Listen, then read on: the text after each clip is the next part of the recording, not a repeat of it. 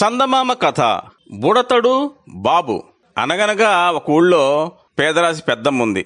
ఆమెకి 4 కొడుకులు. ఆ 4 వేటకెళ్లారు. వాళ్ళకి ఓ అడవి పంది కనిపించింది. వాళ్ళని చూసి, ఆ పంది, నన్ను చంపకండి, నేను చెప్పే మాట వినండి. ఇక్కడ 4 కుంచాల వరహాలు చల్లాను. నేను నీళ్లు తాగి వచ్చే లోపల వాటిని మీరు ఎత్తితే నన్ను చంపండి, ఎత్తలేకపోతే నేను మిమ్మల్ని మింగేస్తాను అంది. ఓస్, ఇదెంత పని, వెళ్ళిరా అన్నారు వాళ్ళు. కానీ ఎత్తలేకపోయారు.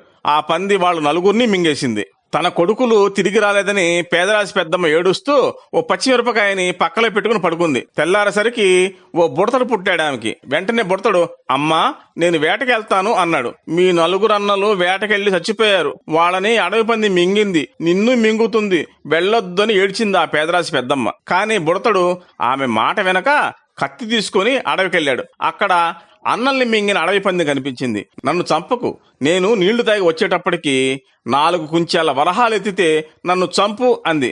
బుడతడు సరేనని దాని ముందే నిమిషంలో 4 కుంచాల వరహాలను ఎత్తి పందిని మధ్యకి నరికాడు.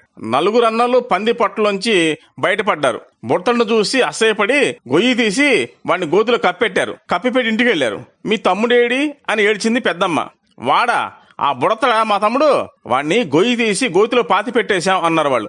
అయ్యో అయ్యయ్యో, ఎంత పొరపాటు చేశారా, వాడే మీ తమ్ముడు, గొయ్యి తెరిచి వాడిని నాకు తెచ్చి పెట్టండి అంది వాళ్ళ తల్లి. సరేనని వాళ్ళు అడవికెళ్లి బుడతడిని తవ్వి బయటికి తీసుకొచ్చారు. పేదరాజు పెద్దమ్మ బూరిలోండి 4 కొడుకులకి పెట్టి బుడతడికి మాత్రం పేడ బూరెలు వండి పెట్టింది. బుడతడు 4 అన్నల దగ్గర 4 బూరెలు అడుక్కొని హాయిగా తింటూ పోయినాడు.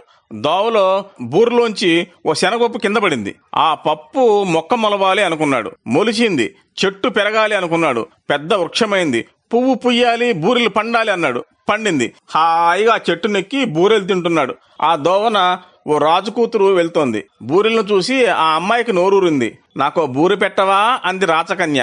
నోటితో పెడితే నోరెంగిలి, కాలుతో పెడితే కాలెంగిలి, కన్నుతో పెడితే కన్నెంగిలి, ఎట్టా పెట్టను అన్నాడు బుడతడు. నీ తల వెంట్రుకతో పెట్టు అంది ఆమె.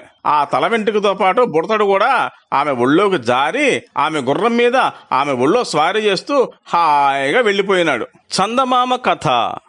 వేలం వెర్రి కథ. అమ్మాయిలు, అబ్బాయిలు, మీకు ఈ కథ తెలుసునా? పోనీ నేను చెప్తా వినండే. అనగనగా ఒక ఊళ్ళో ఒక రాజు, ఒక మంత్రి ఉండేవారు. ఆ మంత్రి పేరు సుబుద్ధి. ఒక రోజున రాజు మంత్రిని పిలిచి వేలం వెర్రి అంటే ఏంటి అని అడిగాడు. మంత్రి ఏం చెప్తాడు? అందుకని రాజుగారితో 2 రోజులు గడివివ్వండి, చూపిస్తాను అన్నాడు. ఆ మర్నాడు పొద్దున్నే లేచి స్నానం చేసి విభూతి పెట్టుకుని ఊరు చివర కంచెరగాడిదలుంటే ఒకదానికి 3 ప్రదక్షిణాలు చేసి ఒక వెంట్రుక పీకి చెవిలో పెట్టుకున్నాడు. ఆ గాడిద కలవాళ్ళు ఊళ్ళో ఉన్న తదితరులు ఏంటి బాబా అలా చేశారు అని అడిగారు.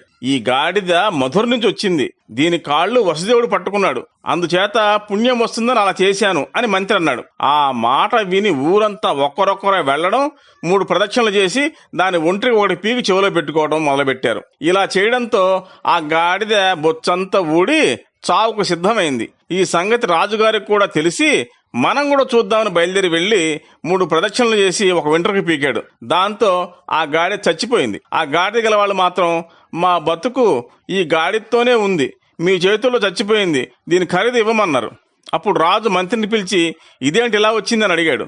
అప్పుడు మంత్రి అన్నాడు కదా, మీరు వేలం వెర్రి అంటే ఏంటి అని అడిగారు, దానికి నోటితో సమాధానం చేస్తే మీకు నచ్చేది కాదు, అందుకని ప్రత్యక్షంగా చూపిస్తే తెలుస్తుందని ఇలా చేశాను అని అన్నాడు. రాజు మంత్రి తెలివికి సంతోషించాడు. గాడిద వాళ్లకు కొంత సొమ్మిచ్చి వాళ్ళని పంపించేశారు.